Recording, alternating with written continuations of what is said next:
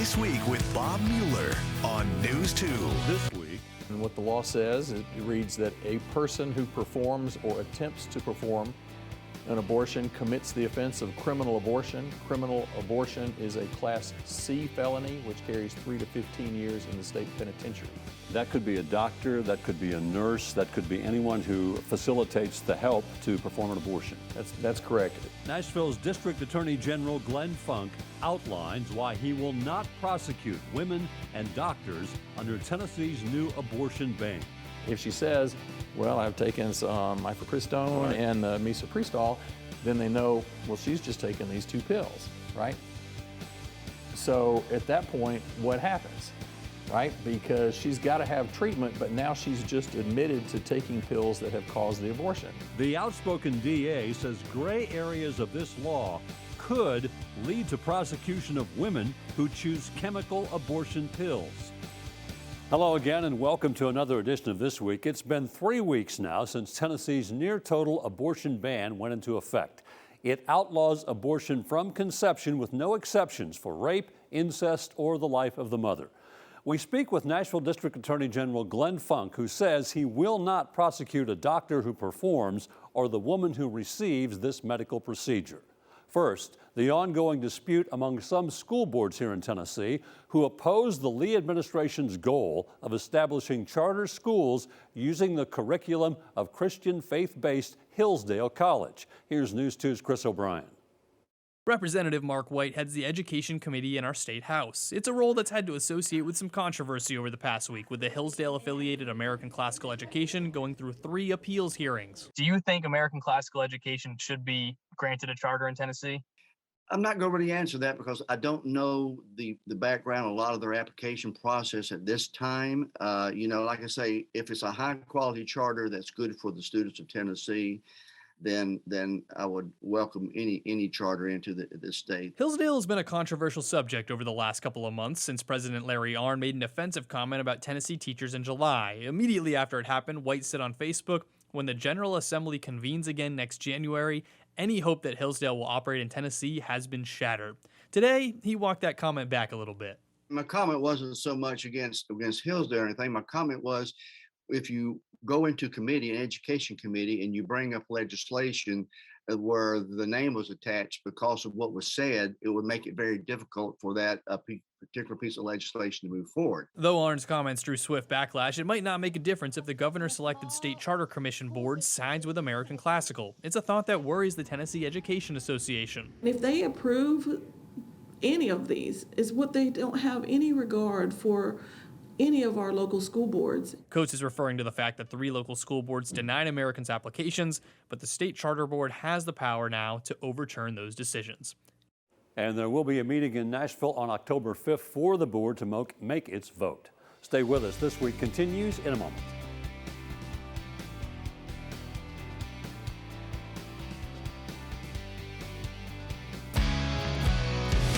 Now, This Week with Bob Mueller on News 2.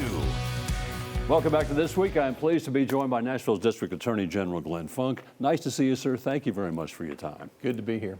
We are here today to talk about and clarify a little bit Tennessee's new abortion ban. The trigger law went into effect about 3 weeks ago after the Dobbs decision that reversed Roe v. Wade. Reading the law, in my opinion, you can give me a clarification.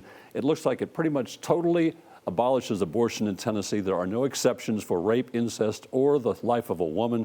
There is an affirmative defense for doctors. We'll talk about that later. But for initial reading, this is pretty much a total ban of abortion in Tennessee. That would be correct. The new abortion ban took effect on August 25th.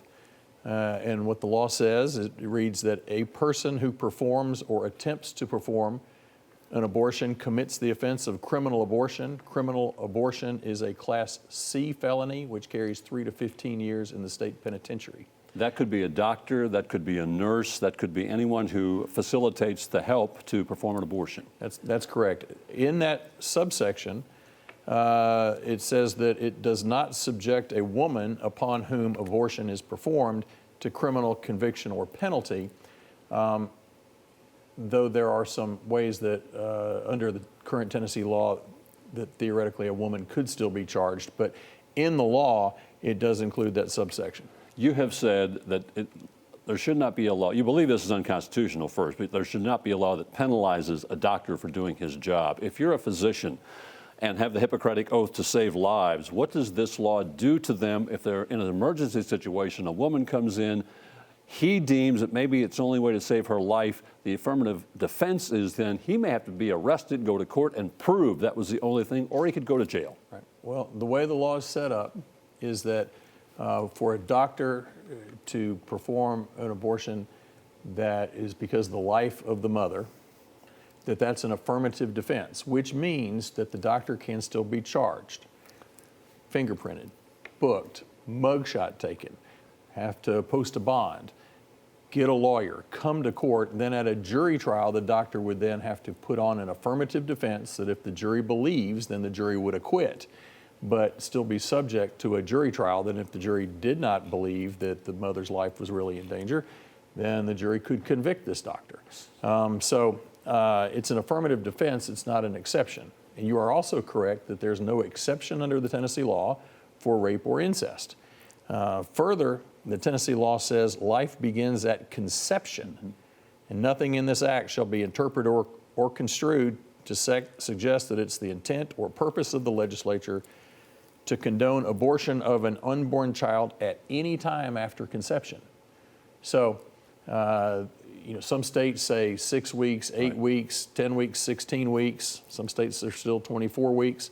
In Tennessee, life begins at conception, and so anything that's done after conception could lead to an abortion charge. Talk about your stand on this. You've been outspoken. You said, as long as I am the elected district attorney for the 20th Judicial District, I will never prosecute any woman who decides to have a medical procedure to terminate a pregnancy, or any medical doctor who performs this procedure at the request of that patient.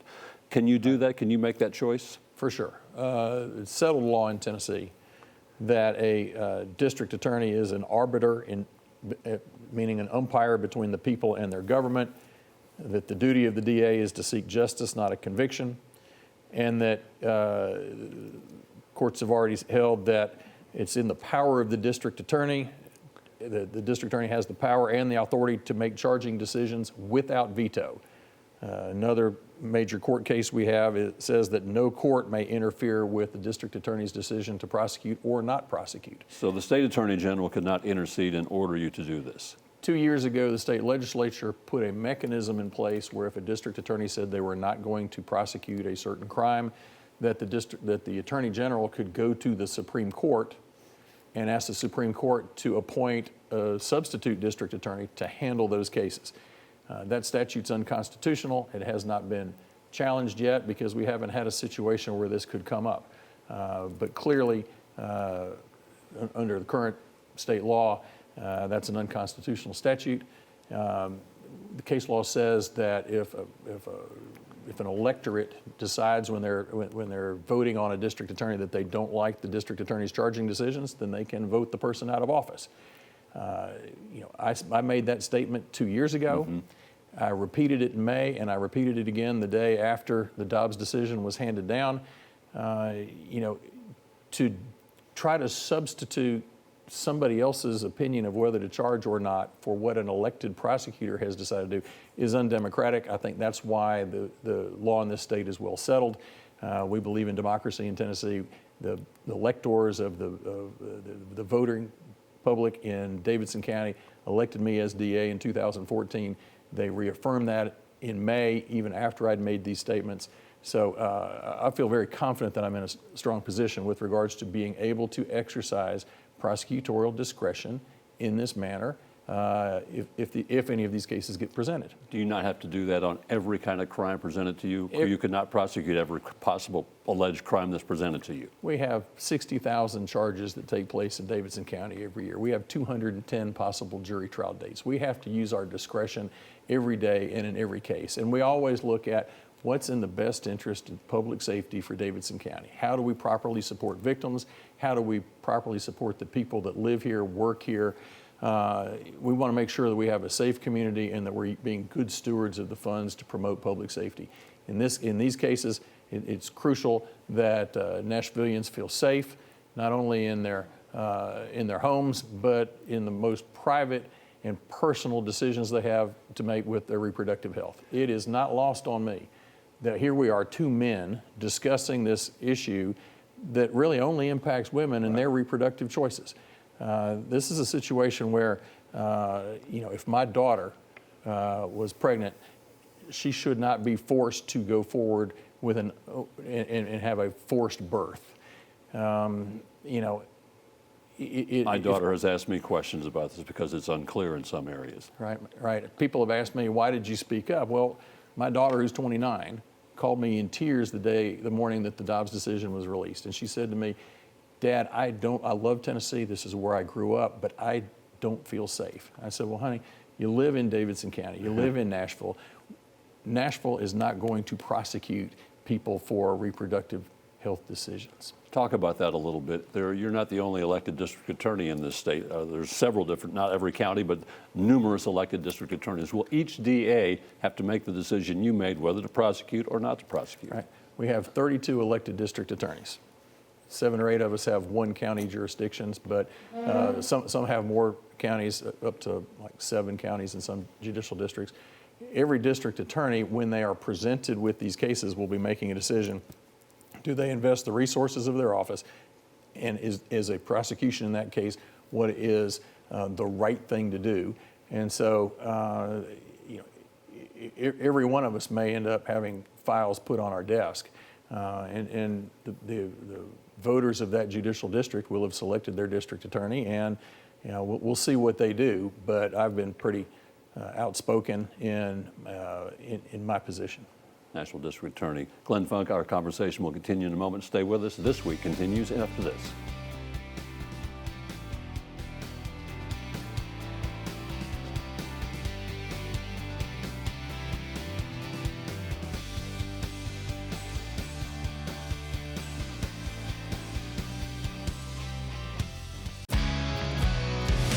Now, This Week with Bob Mueller on News 2. Welcome back to our discussion with National District Attorney General Glenn Funk, and we're talking about the state abortion ban, which would effectively outlaws abortion in the state from conception with no exceptions. There's a lot of gray areas in this in regards to what happens to a woman who takes the morning after pill, what happens to a woman who takes or goes out of state to receive an abortion. Is there possibilities of criminal prosecution of these patients? Right.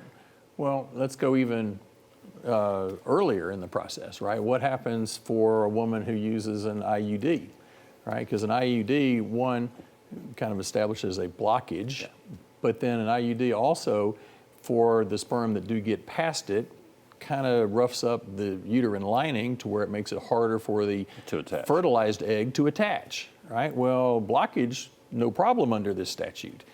But trying to prevent the fertilized egg from attaching, well, that's a violation of this statute because the statute says life begins at conception. If you go to the morning after pill, right? Well, what happens if someone takes the morning after pill? Well, usually she doesn't know whether or not there's been fertilization. And so who knows what's going on inside the woman's body. I would be really surprised if anyone ever got prosecuted for taking the morning after pill, but I would not be surprised if, in order to fully implement this statute, morning after pills become somehow prevented from distribution in the state of Tennessee. The more common presentation that we're going to see, right? This is how a case may get before. This is how a case could get to court. Is there's a 2-pill medical abortion. Mm-hmm. So when people say abortion, a lot of times you think surgical abortion. Well, there were 4 clinics in the state. They've all essentially been closed. They are not performing any more surgical abortions after August 25th.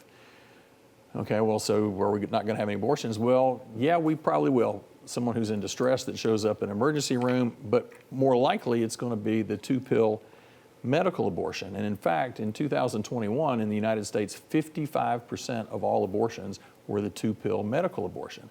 The FDA has approved this through 10 weeks. Many doctors say it's okay through 11 weeks of gestation, right? And what happens is you take the first pill of mifepristone, right? And what that does is it essentially ends the pregnancy. or at least stops the growth. And then the second pill, which you take anywhere from 24 to 72 hours later, is a misoprostol, and that actually starts the cramping, the contractions, and the bleeding.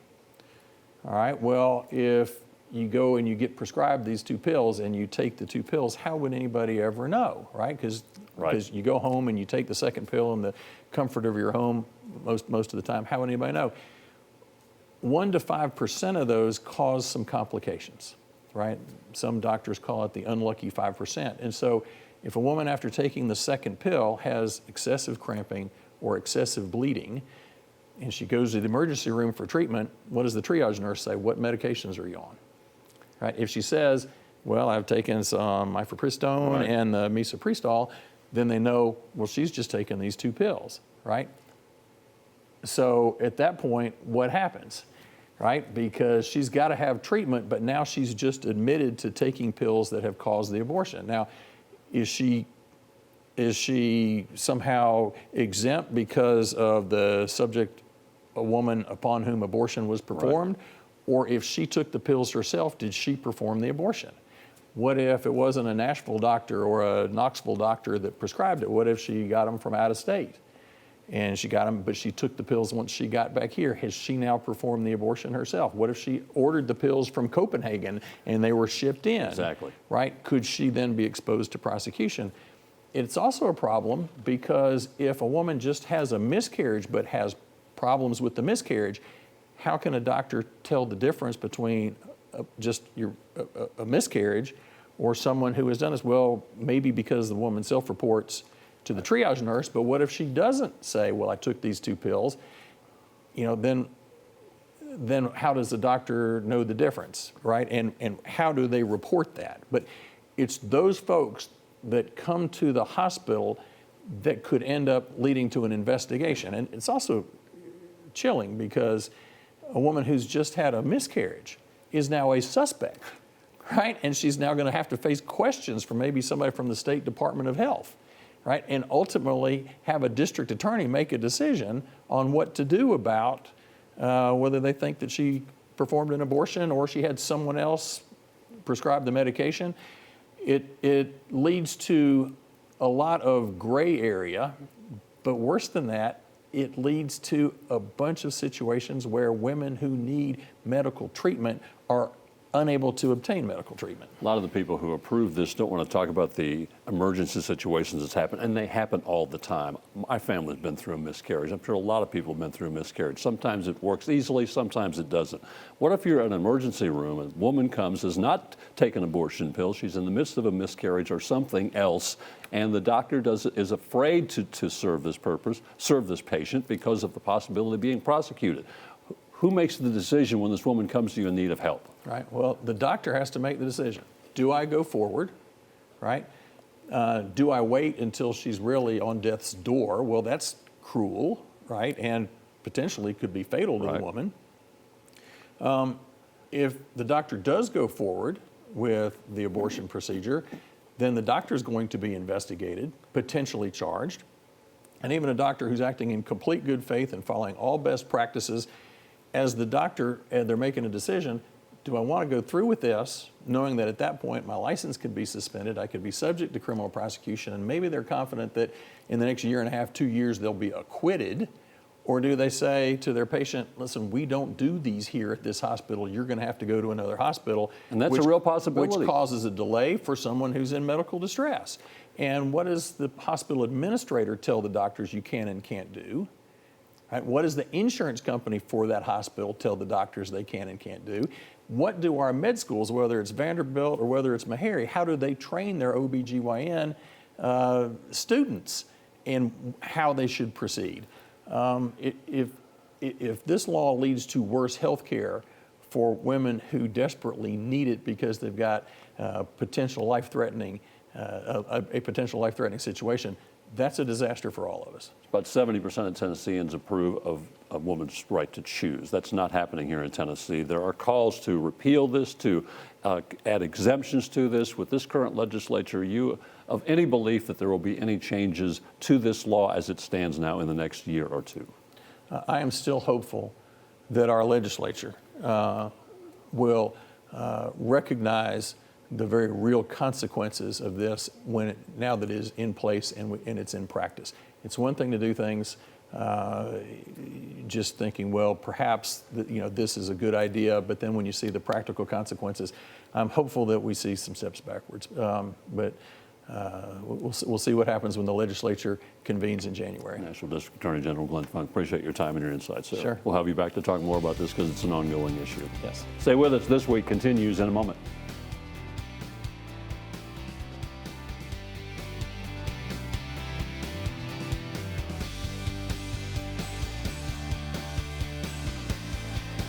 Thanks for spending part of your weekend with us. That will do it for another edition of This Week. I want to thank my guest, Nashville District Attorney General Glenn Funk. Hope to see you back here next weekend for another edition of This Week, and you have a great week.